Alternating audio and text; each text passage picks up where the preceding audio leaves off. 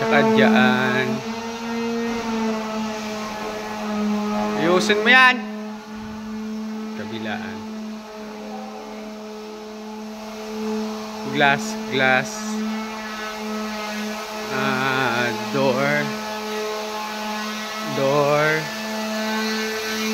Door din.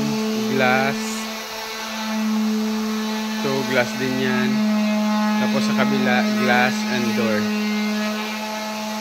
So, follow niya. Oh, hi ka muna. Huwag mo ipikit yung mata mo, di makita yan. Huwag mong ipikit yung mata mo, di mo makita yan.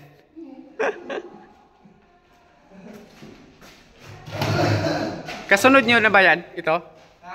Yung dito? Isusunod nyo? Parang ganito ba? Layoutan mo na. Yan na yung kasunod eh. Oh. 10 mm.